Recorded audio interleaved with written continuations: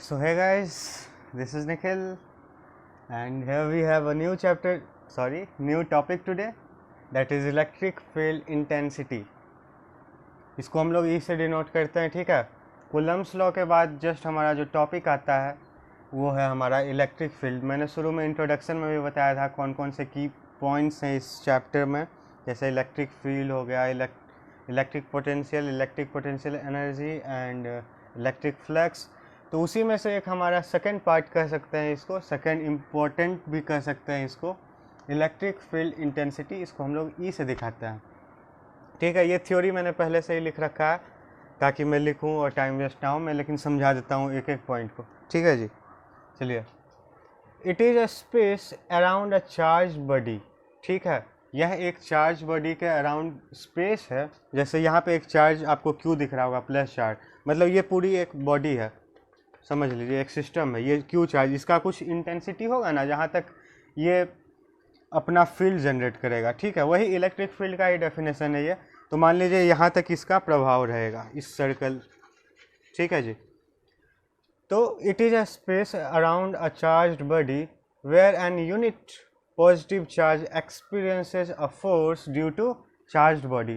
तो यहाँ पे हम अगर इस फील्ड, मान लीजिए इसका फील्ड इतना है, इसके अंदर हम यूनिट पॉजिटिव चार्ज, मतलब चार्ज की वैल्यू जब हम 1 यूनिट कर दें या 1 कूलम कर दें, उसको अगर हम इसके अंदर लगाएंगे 1 कूलम का कोई चार्ज को, प्लस 1 यूनिट पॉजिटिव चार्ज को 1 यूनिट लिया जाता है प्लस के साथ, ठीक है।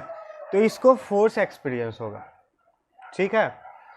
तो जहाँ तक इसका फोर्स होगा, इस पे फोर्स इसको फील होगा खुद में, उतना दूर का इलाका पूरा हमारा इलेक्ट्रिक फील्ड इंटेंसिटी कहलाता है। अब इसको हम अगर ये जो इसका था दायरा, जहाँ तक ये अपना फोर्स लगा रहा था, इसके बाहर मान लीजिए यहाँ पे +1 रख देंगे, तो यहाँ पे फोर्स इसके वजह से क्या हो जाएगा, 0 हो जाएगा, क्योंकि ये तो इसके दायरे से बाहर है, ठीक है। तो इलेक्ट्रिक फील्ड इंटेंसिटी का डेफिनेशन यही है, शायद 1 नंबर का क्वेश्चन में आ जाए।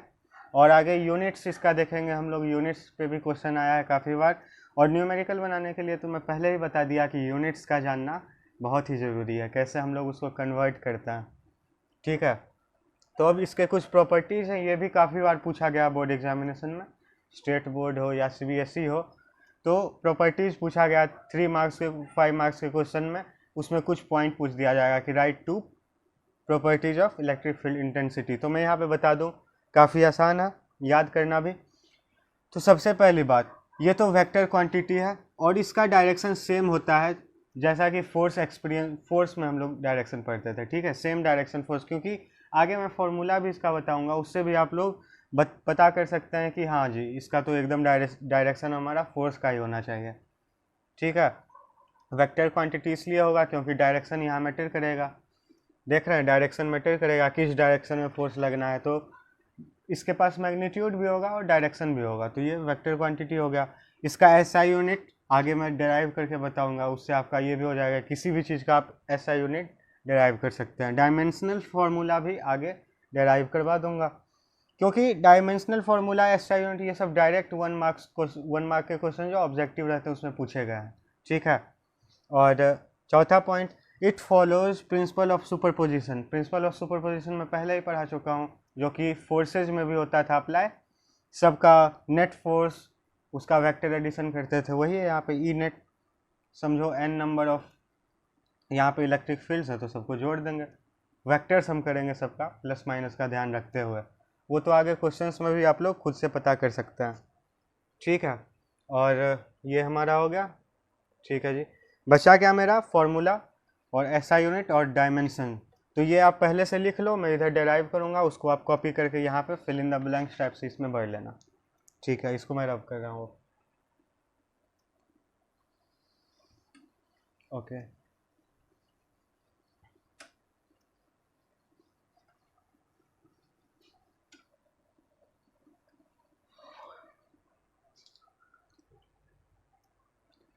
अच्छा जी, अब देखिए फॉर्मूला इसका कहाँ से डेराइव होता है। Since we know that force is equals to 1/4 pi epsilon naught, vacuum के लिए, किसी 2 पॉइंट चार्जेस के लिए, into Q1 Q2 upon R², ठीक है। यहाँ पे भी तो हमारे पास में एक चार्ज है हमारे पास में Q, और यहाँ पे कहीं पॉइंट चार्ज मतलब यूनिट पॉजिटिव चार्ज जिसका मैग्नीट्यूड 1 है, ठीक है। इन दोनों के बीच कुछ दूरी जरूर रही होगी, उसको हम लोग R ले लेते हैं, ठीक है, R। अब इसको हम पुट करते हैं इस फॉर्मूले में, तो F इज इक्वल टू हमारा क्या बन जाएगा, 1/4 pi epsilon not into Q1 की जगह Q और Q2 की जगह 1 हो जाएगा, क्योंकि यूनिट पॉजिटिव चार्ज हम लोग लिए हैं, और डिस्टेंस क्या हो जाएगा, R स्क्वायर हो गया, ठीक है। अच्छा जी,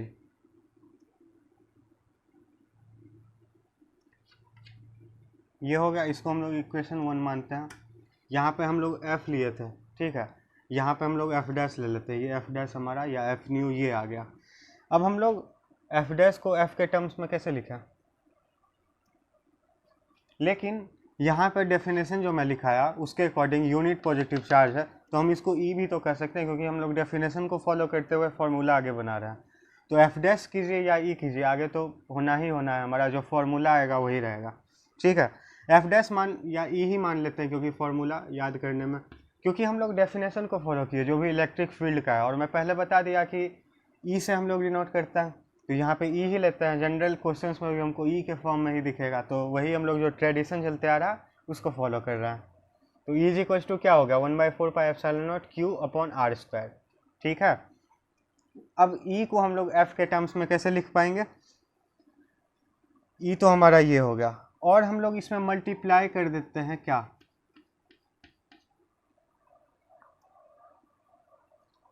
Q से नीचे मल्टीप्लाई कर दें और Q से नीचे डिवाइड कर दें और Q से मल्टीप्लाई कर दें अगर, ठीक है। Q1 Q2 या जो समझिए दो चार्जेस के बारे में बेसिकली कहा जा रहा, तो ये हमारा F बन जाएगा ना, इतने को अगर हम एक साथ अब लेंगे तो ये हमारा F बन जाएगा। फोर्स का ही तो फॉर्मूला है, क्योंकि यहाँ पे 1 का कोई वैल्यू नहीं रहा, 1 हट जाएगा। साथ साथ आप लोग देख रहे होंगे, उम्मीद है लास्ट में फॉर्मूला जो होगा वही मैटर करेगा, ठीक है। मैं मिटा दिया, आप लोग ध्यान दे रहे होंगे। तो अब क्या हो गया, 1/4 पाई एप्सिलॉन नॉट, ये Q एक Q, ये दूसरा वाला चार्ज, और अपॉन R स्क्वायर, ये तो फोर्स होता है हमारा। तो अब हम लोग आगे क्या लिख सकते हैं, this implies E is equals to F by Q, ठीक है जी। ये Q कौन सा है, ये वही सिस्टम वाला फोर्स है जिसके वजह से इलेक्ट्रिक फील्ड जनरेट हो रहा है, ठीक है। और फोर्स भी ये वही है जो अगर दो चार्जेस होते तो फोर्स ये उतना मैटर नहीं करता है समझाना, क्वेश्चन आगे हम लोग बनाएंगे तो उसमें आपको इसका वैल्यू पता चलेगा, या यूनिट्स एंड डायमेंशंस भी हम लोग देखेंगे, उसमें भी इसका पता चलेगा कैसे हम लोग का आया। तो यहाँ पे आप देख सकते हैं E is equals to electric field intensity का फॉर्मूला क्या होता है, फोर्स अपॉन चार्ज। फोर्स ये क्या हो गया, फोर्स की वैल्यू क्वेश्चन में दी रहेगी, ठीक है, या तो इलेक्ट्रिक फील्ड दिया रहेगा, चार्ज दिया रहेगा, फोर्स पूछा जा सकता है आपसे, ठीक है। और ये चार्ज वही है सिस्टम वाला हमारा जिसकी वजह से इलेक्ट्रिक फील्ड हो रहा है। तो अब इसका यूनिट क्या हम लिख सकते हैं, ई का यूनिट देखिए डिराइव करना सीखिए, बहुतों को आता भी होगा नो डाउट। तो यहाँ पे हम लोग देखते हैं E is equals to F by Q. F को हम लोग क्या लिखते हैं, फोर्स का यूनिट न्यूटन होता है तो न्यूटन लिख दिए, Q का यूनिट क्या होता है, चार्ज का कूलम, तो C लिख दिए। तो SI यूनिट इसका क्या हो जाएगा, SI यूनिट, पीछे आप लोग ब्लैंक जो छोड़े थे उसको भर लीजिएगा, SI unit is equals to newton per coulomb, ठीक है। अब इसका डायमेंशंस भी निकालना सीखता है, डायमेंशन ये तो पूरा 11th वाला, मुझे यूनिट्स एंड डायमेंशन पे जाना पड़ेगा, लेकिन ठीक है मैं जाता हूँ, एक बार जाना चाहिए। ये आप लोग ध्यान में रख रहे हैं, ठीक है। अब डायमेंशन हम लोग देख लें इसका,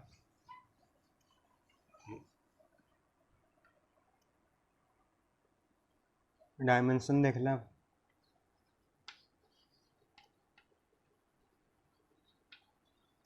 डायमेंशन क्या होगा, उसके लिए हम लोग पहले क्या फॉर्मूला लिख लेंगे अपना, E is equals to F by Q, ठीक है। डायमेंशन वाला थोड़ा ट्रिकी लग सकता है, नए लोग जो 11th में यूनिट्स एंड डायमेंशंस नहीं पढ़े होंगे, लेकिन फिर भी अपना दिमाग को पूरा फोकस रखिए, ठीक है। कोशिश कीजिए समझने का, जितना ज़्यादा कोशिश कीजिएगा, जितना ज़्यादा प्रेशर डालिएगा दिमाग पे, उतना आपका दिमाग खुलेगा और किसी चीज़ को अंडरस्टैंड करने की क्षमता आएगी आप में, ठीक है। तो भागना नहीं है, समझना है, दिक्कत होगी तो पूछिएगा। चलिए तो डायमेंशन के लिए हम लोग, उसके लिए हमको अब इसका डायमेंशन लिखना पड़ेगा और इसका भी डायमेंशन लिखना पड़ेगा, जैसे हम लोग यूनिट में किए थे। तो डायमेंशन फोर्स का क्या होगा, उसके लिए फोर्स का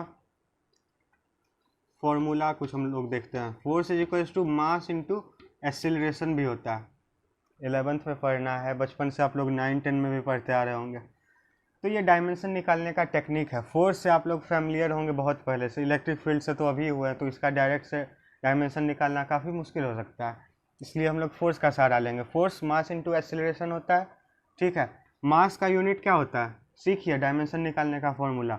मास का यूनिट तो आसानी से आप लोग जानते हैं, एसआई यूनिट केजी होता है, केजी होता है। एक्सेलरेशन का क्या होता है, मीटर पर सेकेंड स्क्वायर होता है ना, पढ़े होंगे 9th में मोशन वाले चैप्टर में। तो फोर्स का तो ये हो गया हमारे पास केजी मीटर पर सेकेंड स्क्वायर। अब इसको हम लोग डायमेंशन में कैसे कन्वर्ट करते हैं, एक डब्बा बना लेते हैं इस टाइप वाला, ठीक है। अब इसमें जो जो दिया हुआ है बस उसको इधर भर दो। अलग अलग क्वांटिटीज़ को हम लोग को वेरीफाई करना है पहले। यहाँ पे क्या केजी है, ये क्या केजी हमारा मास होता है या वेट होता है, उसको हम लोग डायमेंशन वाले बॉक्स के अंदर कैपिटल एम से दिखाते हैं, ठीक है। एम क्या है, मीटर है, मीटर लेंथ होता है किसी भी चीज़ का, उसको हम लोग डायमेंशन वाले डब्बे में एल से दिखाते हैं। क्वेश्चन एकदम तय है आना, स्टेट बोर्ड वालों को स्पेशल बता रहा हूँ कि डायमेंशन से क्वेश्चन मैंने देखे हैं, ठीक है। तो ये निकालने आना चाहिए कि ताकि अभी आपको अगर आगे पोटेंशियल का पूछे डायमेंशन तो आप खुद से डिराइव कर सको, और इसमें मज़ा भी आएगा डिराइव करने में। ये सेकेंड स्क्वायर है, सेकेंड का क्या होता है, टाइम होता है, तो टी MLT, और यहाँ स्क्वायर है तो टी का स्क्वायर हो गया। तो इस डब्बे में क्या फिल हो जाएगा, MLT स्क्वायर। यही फॉर्म रहता है लिखने का डब्बे के अंदर, MLT हम लोग लिखता है, ठीक है। अच्छा, फोर्स का तो काम हो गया, अब चार्ज का काम बचा, Q। 7 बेसिकली हमारे पास फंडामेंटल यूनिट्स होते हैं, ठीक है। मैं यहाँ साइड में लिख देता हूँ। मास होता है जिसको M से दिखाते हैं, L होता है लेंथ जिसको L से दिखाते हैं, और टाइम होता है MLT। ये तीनों तो मिलेगा ही मिलेगा, कहीं कहीं आ जाएगा आपके पास करंट वाला एम्पियर, एम्पियर यूज हो जाएगा कहीं कहीं, ठीक है, और कहीं कहीं यूज हो जाएगा केल्विन, टेम्परेचर अगर रहा तो। एक है ल्यूमिनियस इंटेंसिटी, उसका कोई ज़रूरत नहीं है, और एक हमारा मोल है, ठीक है, मोल। और ल्यूमिनियस इंटेंसिटी का कहीं सिलेबस में जिक्र नहीं है। ये 6 का है, तो यही 7 होते हैं टोटल फंडामेंटल यूनिट्स, ये 6 मैंने लिख दिया। अब 6 में 3 यहाँ यूज हो गया, और Q है, Q का रिलेशन आपको क्या लगता है किससे होगा इनमें से, T से हो सकता है और एम्पियर से करंट से होता है, क्योंकि 10th में आप लोग पढ़े होंगे। Q I is equals to क्या होता है, Q बाई टी, तो Q इज इक्वल्स टू क्या होगा, I इंटू टी, ठीक है। आज मेरा मेन मोटो इलेक्ट्रिक फील्ड तो आसान सा थ्योरी था, मेरा मेन है कि आज मैं आपको डायमेंशंस और यूनिट निकालना सिखा दूँ, ठीक है। आसान है, यही 6 याद रखिएगा आप, और किसी का भी आप डिराइव कर सकते हैं। Q is equals to I into T होता है, तो Q का डायमेंशन हम लोग लिखेंगे, यूनिट पहले लिख लेते हैं। I क्या होता है एम्पियर, T क्या होता है टाइम, मतलब सेकेंड में होगा, है ना। तो ये क्या हो जाएगा, इसका डायमेंशन AT हो गया, ठीक है। तो दोनों का हमारे पास डायमेंशन अब अवेलेबल है। उम्मीद है आप लोग सीख गए होंगे। अब इसमें हम लोग ट्रांसफॉर्म करते हैं इसको, डायमेंशन ऑफ E, मतलब E को डब्बा में बंद करेंगे, E का डब्बा क्या हो जाएगा F का डब्बा अपॉन Q का डब्बा, ठीक है। F का डब्बा कितना है, डब्बे के अंदर MLT का स्क्वायर अपॉन डब्बे के अंदर AT, ठीक है। अब क्या है, T ऊपर भी T नीचे भी, T को ऊपर ले जाओ, एक T से स्क्वायर वाला T गया, मतलब एक T बचा, ये एम्पियर से बचा। तो फाइनली हमारा E का डायमेंशन क्या हो जाएगा, E का डायमेंशन हमारा हो जाएगा MLT A की पावर -1। A नीचे है पॉजिटिव, इसका कोफिशिएंट मतलब वो है एक्सपोनेंट, तो ऊपर जाएगा तो निगेटिव हो जाएगा। फंडामेंटल सा सिंप्लीफिकेशन जो आप लोग क्लास 6-7 में पढ़े हैं मैथमेटिक्स में। तो ये हमारे पास में इलेक्ट्रिक फील्ड इंटेंसिटी की डायमेंशन है, ठीक है। तो हम लोग ऐसा क्या क्या पढ़ लिया आज, इलेक्ट्रिक फील्ड इंटेंसिटी के बारे में जाने, उसके प्रॉपर्टीज़ जाने, यूनिट्स एंड डायमेंशंस उसका जाने, और फॉर्मूला कैसे डिराइव हुआ होगा वो भी समझ लिए। तो ये है इलेक्ट्रिक फील्ड इंटेंसिटी में इतना ही। आगे हम लोग इसमें देखेंगे अलग अलग तरह के कंडीशंस कि किधर डायरेक्शन होगा किसके वजह से, zero and non zero electric field, उसके बारे में देखेंगे, ठीक है, चलिए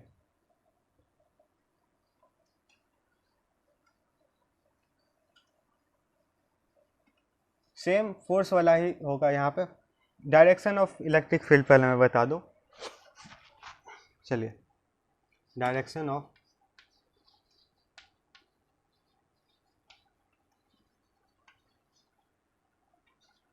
direction due to electric field या डायरेक्शन ऑफ इलेक्ट्रिक फील्ड में देख लो।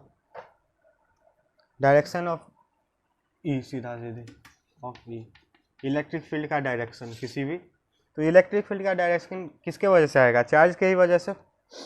तो किसी दो प्लेट है, मान लीजिए कैपेसिटर, आपको आगे पढ़ना भी है, इसमें एक पॉजिटिवली चार्ज होता है प्लेट, एक होता है निगेटिवली चार्ज, ठीक है। तो इसमें अगर हम लोग यूनिट पॉजिटिव चार्ज को रखेंगे अंदर, तो इसका डायरेक्शन होता है प्लस से माइनस की ओर, ठीक है। ई का डायरेक्शन हमारा प्लस से माइनस होता है हमेशा पॉजिटिव के लिए। अगर हम लोग इसमें इलेक्ट्रॉन या निगेटिव कोई भी चार्ज रख देंगे, ये प्लस प्लस है, समझ रहे होंगे आप लोग, और ये माइनस है मान लीजिए। फोर्सेज वाले में हम लोग को ये नहीं देखना था कि किसके वजह से होता है एक्सटर्नल फोर्स, या मतलब रिपल्सिव और एट्रैक्टिव फोर्स के बारे में पढ़ना था, वहाँ मैं बता चुका हूँ डिटेल्ड में। यहाँ पे ये चर्चा हुआ डायरेक्शन देखने का इलेक्ट्रिक फील्ड में। फोर्स में हम लोग अपने मन से ले लेते थे, आप अगर मेरा वीडियो देखे होंगे तो आप समझ रहे होंगे। यहाँ पे कंडीशन है, मतलब पहले से जो डेराइव्ड है वो मैं लिख रहा हूँ कि प्लस से माइनस होता है इलेक्ट्रिक फील्ड का डायरेक्शन।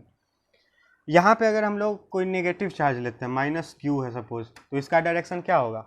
इधर जाएगा, ये इसका डायरेक्शन इधर होगा। ये चार्ज को अगर हम लोग इसमें एंटर करेंगे तो ये इधर से इधर भागेगा। मान लीजिए यहाँ पे हम लोग इंटर किए माइनस क्यू को, तो ये इधर से इधर भागेगा, लेकिन स्टिल अभी भी इलेक्ट्रिक फील्ड का डायरेक्शन इसमें इधर ही होगा, प्लस से माइनस। इलेक्ट्रिक फील्ड का डायरेक्शन हमेशा प्लस से माइनस रहता है, और क्योंकि हम लोग इसमें पॉजिटिव चार्जेस डाले तो ये भी पॉजिटिव की तरफ भी है, यहाँ से पॉजिटिव से निगेटिव है, तो ये चार्ज भी पॉजिटिव हम लोग अगर इसको यहाँ डालें तो इसका भी बिहेवियर वही होगा, पॉजिटिव से निगेटिव जाएगा। लेकिन क्योंकि इलेक्ट्रिक फील्ड का डायरेक्शन पॉजिटिव से नेगेटिव होता है, और हम लोग इसमें अगर एक माइनस नेगेटिवली चार्ज इंट्रोड्यूस करेंगे तो इसके अगेंस्ट जाएगा, मतलब इधर जाएगा। तो यही था हमारा concept direction of electric field का। और खैर आज के लिए इतना ही रहने देते हैं, आगे 0 एंड N0 इलेक्ट्रिक फील्ड की बात करें, क्योंकि वो वीडियो शायद 20 मिनट का हो जाएगा, उसमें हम लोग न्यूमेरिकल्स भी कुछ देख लेंगे, और अभी भी 15 मिनट का हो ही गया होगा। तो आज के लिए बस इतना ही। उम्मीद है आपको सारे लेक्चर समझ में आ रहे होंगे, और इसी तरह सपोर्ट बनाए रखिए अपना, ठीक है, और थैंक यू।